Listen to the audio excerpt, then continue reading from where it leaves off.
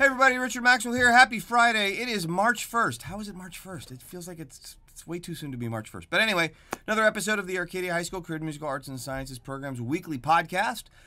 This week features an interview with some students who don't get enough recognition or public, attention in a way. These are some folks from the industry history class in first hour.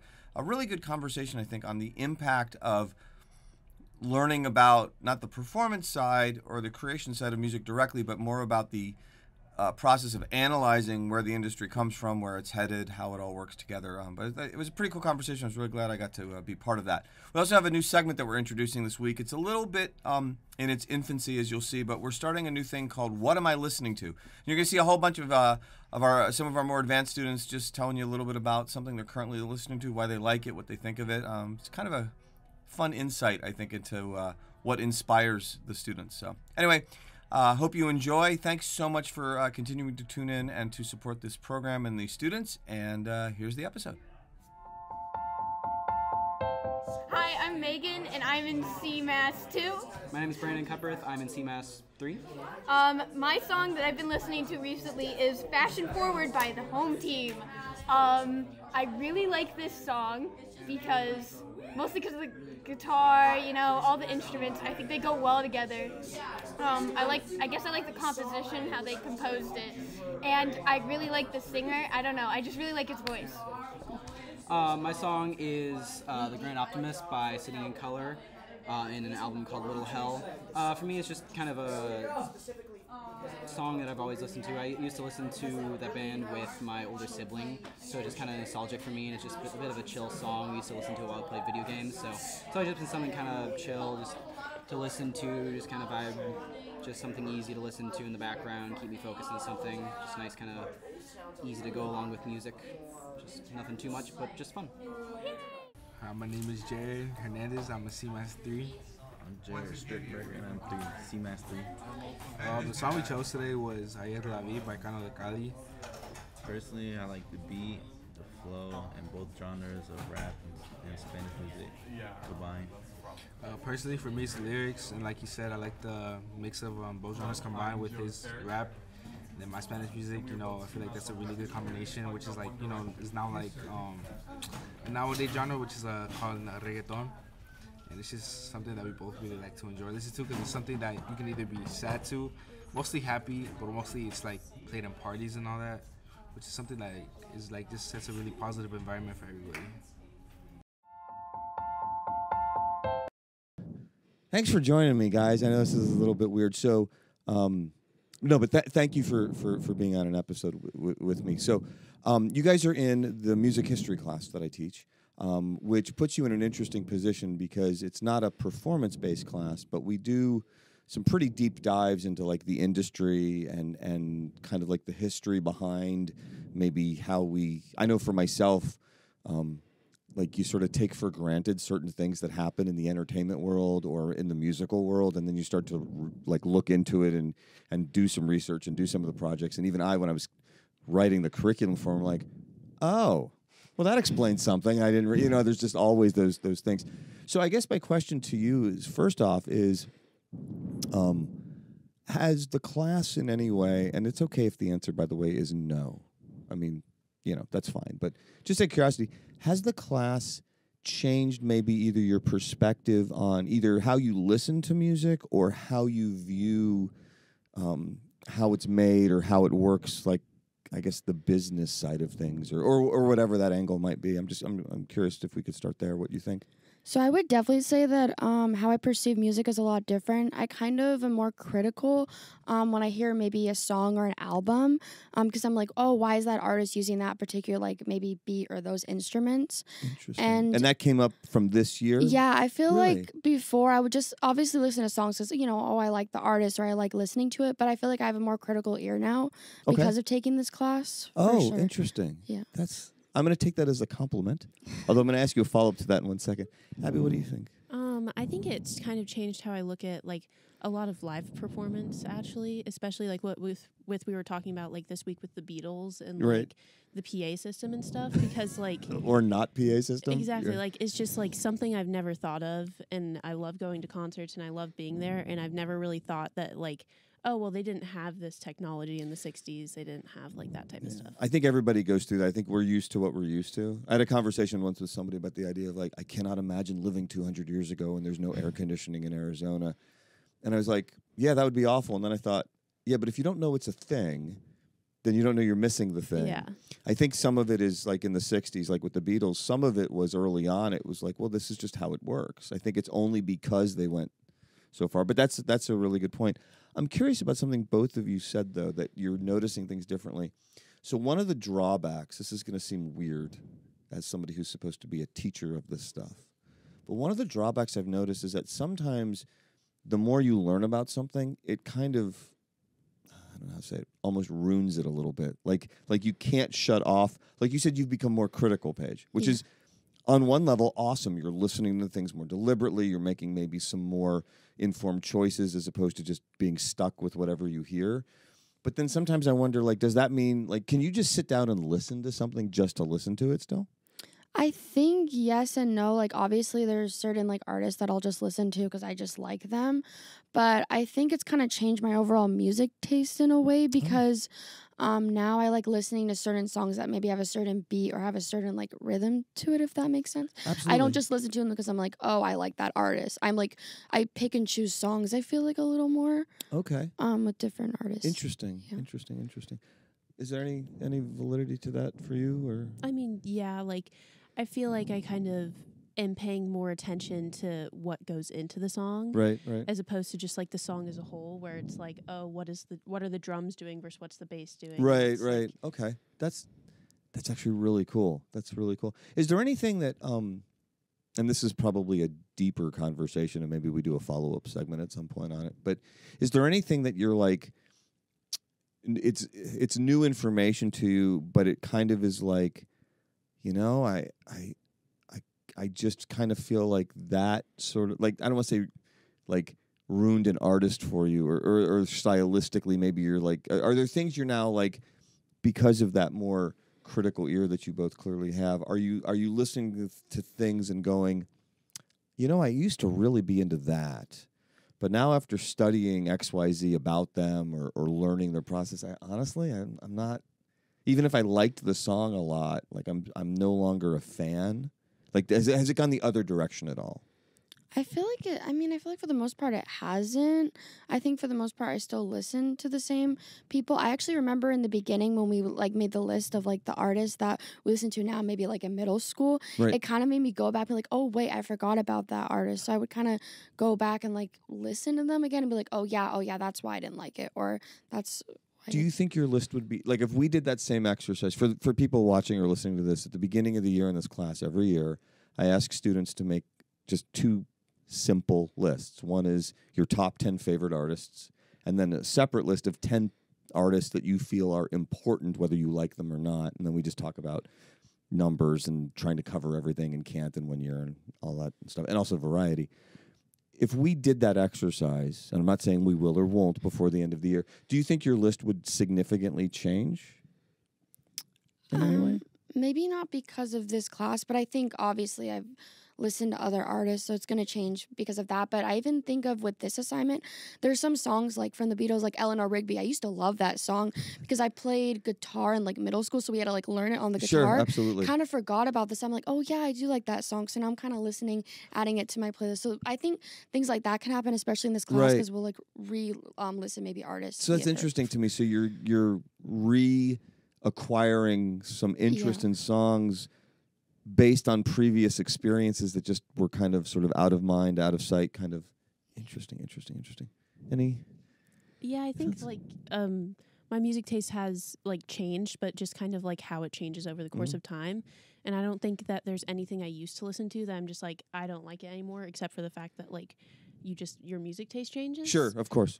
Because I always feel like there's the nostalgia factor to music, and even if you don't like necessarily love that artist anymore or whatever, you're still gonna like, if you listen to it, you're not just gonna be like, oh, I hate it, whatever. Right. Because it's like, oh, well, I remember liking this in like 6th grade or whatever. That's fair. Yeah. That's fair.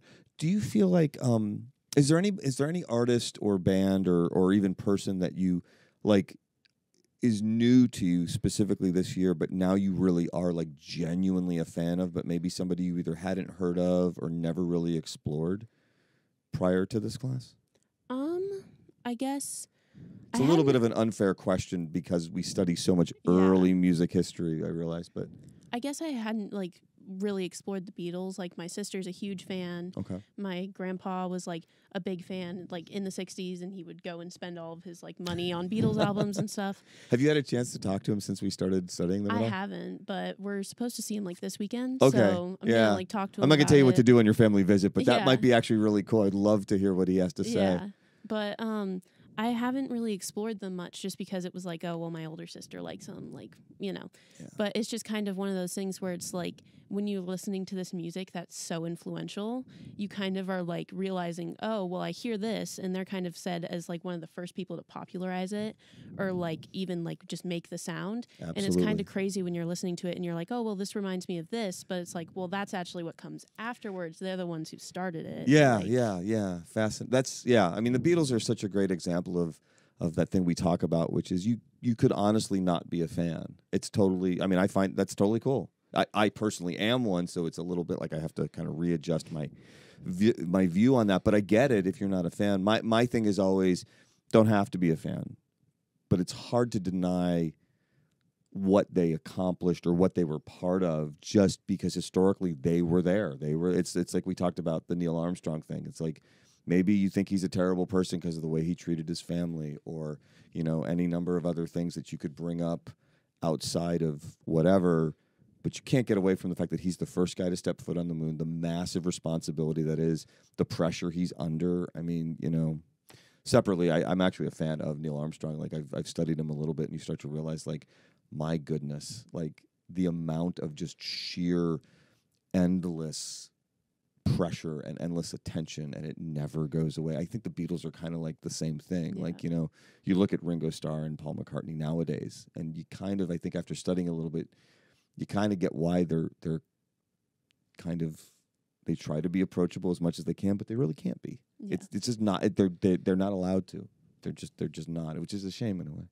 You look like you maybe were gonna have an artist to add. I can't think of like another artist we've done previously because I feel like for the most part, I listen to kind of just a little bit of everything. I have parents who are like really into like 80s and stuff like that, and then I listen to more like music today, like artist day. So I feel like nothing of that has changed, but kind of like I said before, the Beatles, I really enjoyed actually listening to them in headphones just because I know during that time, just how the stereo was and everything, it was so different and they were trying to experiment how they sound, and I thought it was really cool, and it made me like want to look at other albums outside of the 3 albums for the that's project. cool. That's very cool. So that's very cool. I wonder if some of it's also, I mean, and not to make this all about the Beatles, but you know, why not? We can do whatever we want. But I do think over time, I've sort of realized that, especially for students, but even for myself. I mean, truthfully, I didn't really, quote, discover the Beatles until I was in my 30s, which I'm actually a bit embarrassed to admit, but I also don't want to lie to you. But what I've noticed about them is there are some of their songs that I just think they're my desert island list. You know, if you're stuck on a desert island, you only get 3 songs. You know, there's a couple Beatles songs that go on that list for me now. But beyond that, they're also a really interesting bridge. Like by going through the Beatles backwards through their catalog in a way, I can get myself to some of that early 30s rock and roll, or excuse me, 50s rock and roll stuff that I can appreciate historically, but doesn't necessarily musically hit for me.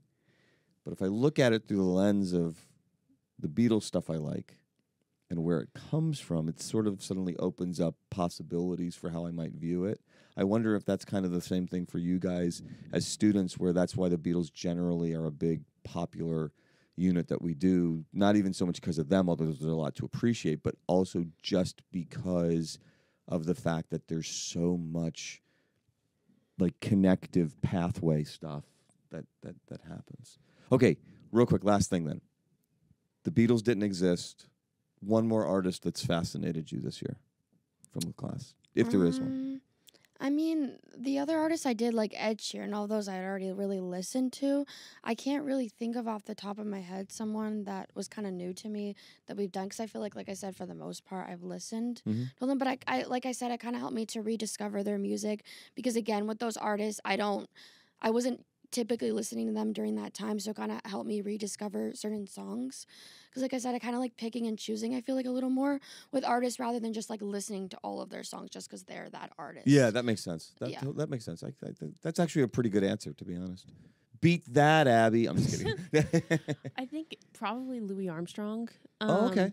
I think that like when I learn about history, I'm really into like the social changes and cultural changes that happen. Like, and I feel like he had such a huge part in like, you know, he was part of like this spread of jazz up to like Northern America, which turns into blues and like all these things. And it just kind of like starts this outpouring of musical creativity. Yeah. And it's just like, it's kind of amazing. He is, you're absolutely right. I think he's another one of those sort of bridging artists. You know, he comes out of this, you know, Southern blues, Dixieland, New Orleans thing, basically, but he is the bridge. He kind of is that first viral before viral's a thing, just because the technology's there. You know, you wonder if, you know, what does it mean when an artist, and I think we talked about this, you know, the idea that you know his name before there was social media. Like, you can't just hit and instantly for some celebrity reason. You can't be famous just to be famous back then. And yet,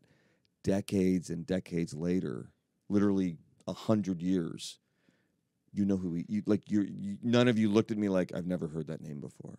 You know, and there were a couple of songs even that you know, Wonderful World, you know, all those other, you know those sounds, those tunes and things like that. I think that's kind of interesting. Any closing thoughts on the class or anything we've done? We should do another one of these, actually. It's fun talking to you guys, but anything as we're wrapping up this segment at all? Not really. It's a fun class. It's really fun, yeah. Oh, I'm so glad to hear that. And I really do appreciate you guys being in it and the way you participate. And I like your insights. This is fun to do. I need to do this with more of you guys as we move forward on the podcast. Thanks for being part of it. Yeah, thank you. Thank you. Hi, my name is John. I'm in CMAS 2. Hi, my name is Madison. I'm in CMAS 3 and forward. Today, we're going to be talking about Pink Floyd. I'm going to start off by talking about the Wall album. This one was like, it's a rock opera, so it has a story behind it, and I really like it. All like the musical things in it are really cool. I like all the sounds of the guitar and all the other instruments. And on one of the songs, Mother, they get one of my favorite drummers on there, Jeff Porcaro, and it's really cool. Teach. Okay. I guess my favorite album from them is Dark Side of the Moon. My favorite, I guess I really like the way the album just kind of flows together. Because if you listen to it, it's like this song goes into the next one, but you don't realize that it's all of a sudden a new song. Yeah. We love David Gilmour. My name is James Lennon.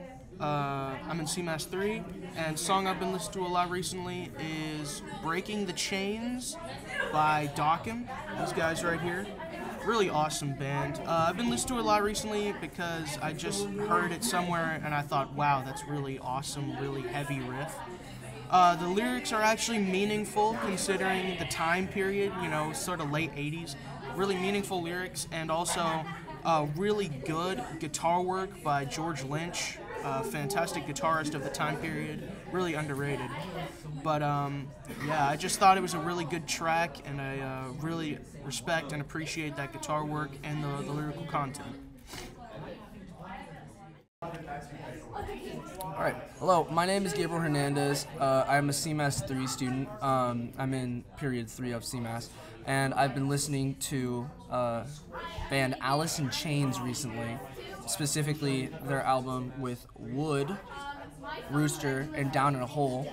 I've been listening to a lot of grunge recently because of the fact that it's just kind of how I like to write. And Wood is a really cool song. I think the bass line on it is just able to really kick the whole song in the beginning. It's a really odd tuning in my opinion because I've never experimented with down tuning, and it's just interesting to see all of the instruments kind of fall together in that.